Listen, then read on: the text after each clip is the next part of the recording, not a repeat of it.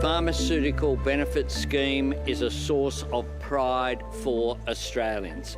It is not up for negotiation and it certainly is not up for sale. What we have announced today is that from 2026 that will be reduced further down to just $25. I want the Australian people to know that I will stand up and defend the PBS, which is the envy of the world, against any attempt to undermine its integrity, including by major pharmaceutical companies. We will work with our most important ally, the United States. One way or another, foreign policy and Donald Trump are making their way into our election campaign, even on absolutely bread and butter domestic issues like the cost of medicines. This is a part of the free trade agreement because Labor insisted as a condition of our support for the free trade agreement. The broad expectation among Canberra watchers is that after the Treasurer brings down his fourth budget on Tuesday, the Prime Minister will seek to call an election at the end of next week.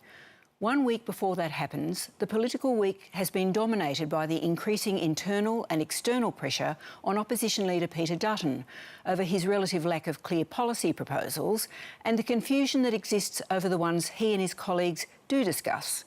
There were suggestions from the Coalition this week that it would lift defence spending from 2% of GDP to 2.5% of GDP, about $15 billion a year.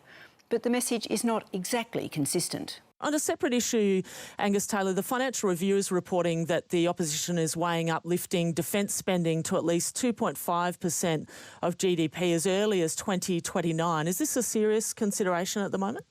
Well, we've already said that we'd commit in government to a fourth F-35 squadron. There has also been confusion and concern within the Coalition about Mr Dutton's suggestion that there should be a referendum for constitutional change which would let ministers, rather than the courts, strip criminals of their citizenship. Then there was the proposal to include a question on anti-Semitism in the citizenship test. Today, we are back to the question of whether too many people are coming to Australia after the release of new data which shows migration numbers well down from their 2023 peak of over 550,000 people in a year. Today's net migration figures came out at 380,000 for the 12 months to September 2024, which is lower than I think the government was anticipating, so they'll be happy with that outcome. But on Tuesday, the ABS came out with numbers for the inflow of overseas students, which was over 200,000, which would have surprised the government. Labor has implemented some measures to cut the number of overseas students.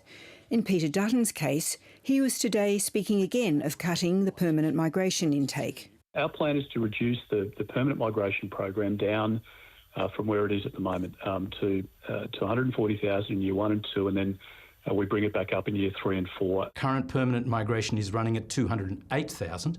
I think it's highly unlikely he will be able to find the legal mechanisms as well as the policy mechanisms to get permanent migration down to 140,000. The big problem is actually not the permanent migration program, which has fluctuated between about 150 and 250,000 people a year. So you could say, let's cut there. But if you do, you're going to expose areas like aged care, like agriculture, like horticulture, like meat and livestock industries to very serious and significant disruption, because those industries have all built their business models around access to relatively less skilled and relatively cheap labour. Former Head of Treasury and the Department of Prime Minister and Cabinet Martin Parkinson reviewed the migration system for the Albanese government, though his review was not asked to look at the overall level of migration. Having had such a thorough look at the system, Dr Parkinson is in a good position to know how hard it is to cut migration numbers. I think it's very difficult.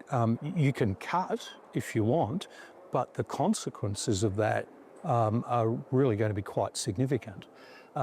To put it in context, one of the things that really surprised me when we did the migration review was finding that about 2.2, 2.3 million people went to sleep every night in Australia that had work rights. And these were people who were not permanent residents and were not citizens. So that temporary migration program, skilled students, holiday makers and the like, that had grown so rapidly. And that was what was supporting those lower wage industries. While migration levels are being fought out, Dr Parkinson and a range of other prominent policy analysts have mounted a campaign for proper recognition of the skills of migrants. It turns out now that we have around about a third of all of our occupations in Australia are reporting skilled shortages.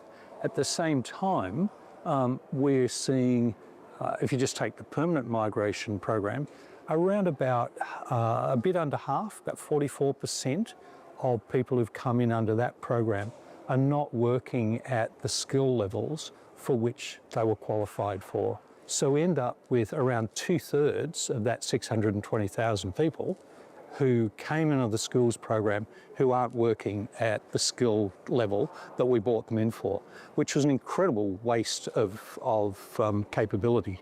Changing the migration numbers, whether to address populist concern or to get better outcomes, remains a difficult and complex issue.